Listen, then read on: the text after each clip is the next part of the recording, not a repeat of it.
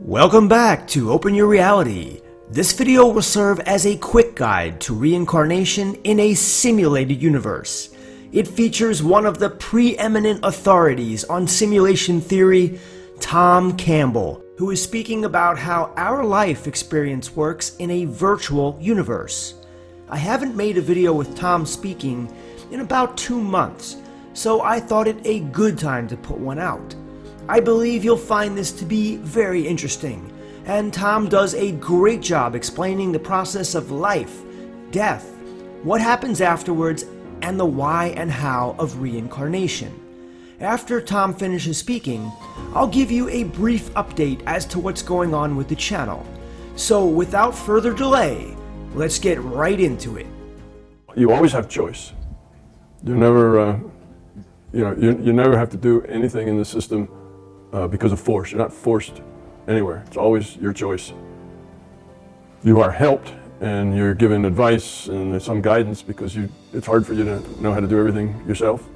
And typically, I found the guidance has always been good and helpful. You know, there's no advantage in the system to do anything but help you succeed. Because like I say, its success is our success. Ours is its. We're part of that system. So for it to do anything other than try to optimize your chances for success would be self-defeating for it. So its evolution wants you to succeed. So what happens when you leave this avatar goes? Okay, well first let's back up to the system. Now I've got these metaphors that I use for things. You know, a larger conscious system, that's one of them. But all the pieces are metaphors. So the individuated unit of consciousness and the free will awareness unit are two things I talk about. The way it works is as an individuated unit of consciousness takes a portion of itself that it partitions off and says, all right, portion, you go get in an immersive relationship with that avatar. Totally immersive. So it doesn't, like when we play video games, we at least have to quit to go to the bathroom. We quit to go eat lunch, right? We back out of it every so often because we have needs. This little subset doesn't ever back out of it. It's logged in to that avatar. It experiences everything that avatar does. Okay, now you can imagine if you were in a video game that you never left, somehow you didn't need to eat, you didn't need to go to the bathroom, you didn't need to ever get out of it, you were just always there, and your total world was nothing but that avatar, that character, and how that character interacted in its virtual world. Eventually you begin to believe you were that character, because that's your whole of everything. That's everything you are, and like it had always been that way. You know, you're just a subset of potential. You get logged on there, and from there on, everything is seen, felt, smelt, you know, thought of, heard through the senses of your avatar. Well, it's no wonder we think we are our bodies, because it's a total immersion. All right, so now that free will awareness unit and that avatar are a thing together until that avatar gets old or gets run over by a truck or whatever happens and it dies. At that point, that free will awareness unit has to make a transition. Okay? Because the avatar is just a bunch of ones and zeros on a hard drive someplace. It's got nothing to transition. It never was there anyway. That's the illusion, right? So the free will awareness unit needs to make a transition. What is it transitioning? It's transitioning back to its IUOC. Well, it's just a part of that IUOC. So basically what we're talking about is taking down the barrier between them, taking down the partition, that chunk off from the bigger chunk.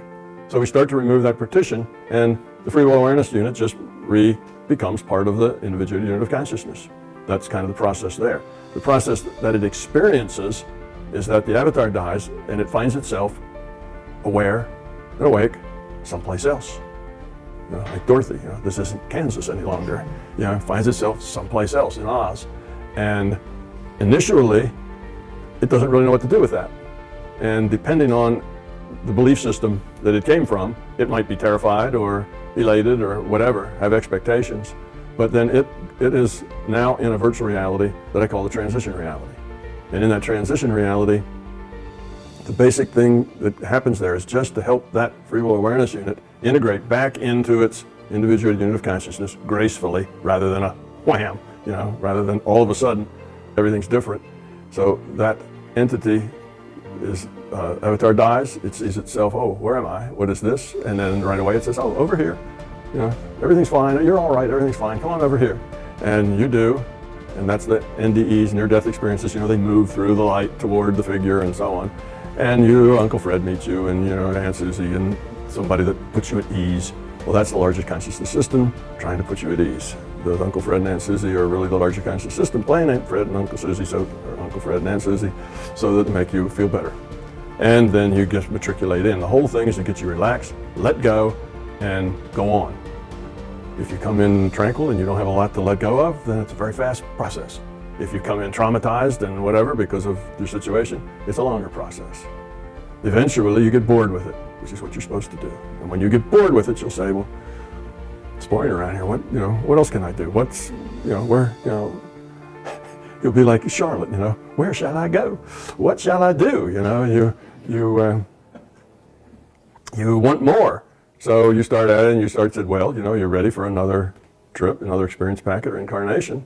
And mostly by then, sure, because just standing around isn't good. Now some people say no because they were more traumatized, right? And that's okay. He says, all right, no, go stand over there. Well, we'll have a training course for you in a place you can go, a little cabin in the woods, and you don't have to go back. So that's how it works. So then you say, okay, let's go back, and then you will meet up with other people who will help you plan where you're going. And you get to be part of that planning. And they will say, well, what do you want to do?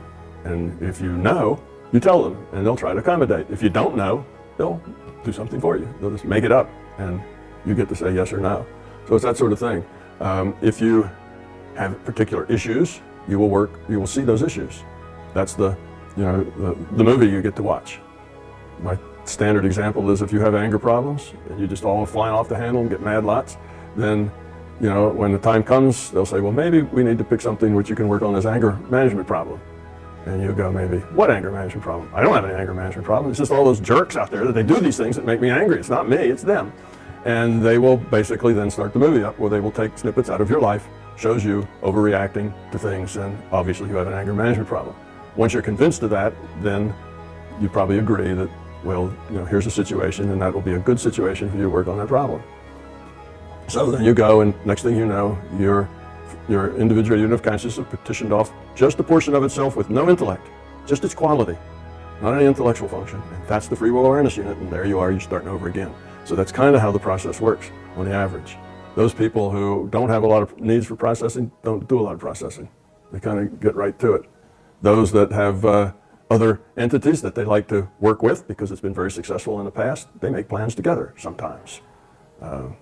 Those that are just new to the game, they hardly pause. They jump in, jump out because they really don't know what they need to learn. They're still just getting experience. Those that have been around the block a lot, they may have very particular things they want to do in very particular ways. If your last 10 incarnations have all been as male or all been as female, you'll probably be suggested to try the other gender because you see the world from a different perspective, and that will help round you out. People don't grow in all facets all at the same time. Typically, this part will grow and this part won't grow as much. So in this way, they're more grown up than they are in that way. So, we kind of get different things that we learn at different times. So we need to try lots of different things, diversity. You have a problem with racism, then maybe next time you'll see that from the other side. That will help you deal with that problem. It's those sorts of things. So it's balance and learning and what will help you. So that's kind of the way it is when you die. It kind of works that way. Really, all you're doing is reuniting with the individuated unit of consciousness that partitioned you off for that experience. See, the whole individuated unit of consciousness doesn't want to spend all of its time immersed. It has other things to do. It's working on optimizing the whole. It's got thousands of lives, and every time it learns some new things, it can reshuffle all of that information to come up with another strategy of what to do next. So it's doing that, and it's probably communicating to other IUOCs and carrying on other business as usual. So it doesn't want to take all of itself when all it needs is just a subset to do that function of the free will awareness unit.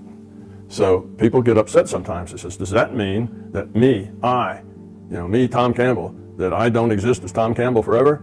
And no, you don't. But as an IUOC, you're immortal. Okay, as an IUOC, you just keep on keeping on. Your consciousness is immortal. As a specific avatar, you're not immortal. That avatar isn't going to be replayed exactly the way it was before. There is no way to repeat. So the avatar goes. But all the information from that avatar, all the information with that free will awareness unit, that's all retained. And it's active. It's not just dead data in a library, it's active. Every time that individual unit of consciousness learns something, it has to connect that with the whole. It has to sort the whole thing, because sometimes things will look different once you've got new information. Wow, I hope you gained insight into the life, death, and reincarnation process that takes place for all of us. I think the important takeaway from this video is that our higher self, or what Tom calls the individuated unit of consciousness, is really immortal. The death of us here is just the end of one of many incarnations that we'll make to Earth and other virtual realities like it. You know, every time I listen to Tom, I get new insight. Just today I was listening to a talk he gave. In it he mentioned that Nick Bostrom and Elon Musk have only scratched the surface in their findings on simulation theory. But there's so much more to the theory, which Tom has detailed in his works and books. And as far as I know, he's the only one that has merged the science of the simulation argument and the latest science with the spiritual, or what he refers to sometimes as subjective science. I just want to give you guys a brief update on things. First, I have been posting more frequently, and the channel has been doing well as of late. I thank all of you who support the channel through your engagement. Many of you are leaving awesome comments, and I truly do my best to get back to everyone. But sometimes the number of comments is overwhelming. So just keep writing, and I'll eventually get back to you. Sorry if I missed you so far. If you have anything specific you want to inform me of, you can email me at openyourreality@gmail.com. Just a couple of other things before I go. One is that I'll likely put out a part 4 of what nobody told you about simulation theory. I have some final thoughts I want to mention for that video, which will be the last one in the series. Second, the next video will likely be on the Ascended Masters. I also have another idea for answering the most frequently asked questions on all the stuff I've been posting. I see people asking the same questions in the comment section, so maybe a video like that would be good. Anyway, thanks for sticking with me to the end. I truly value your viewership and your thoughts. Please give me a thumbs up if you like my content, and for those of you who haven't subscribed yet, well, you know what to do. Alright, see you in the next one.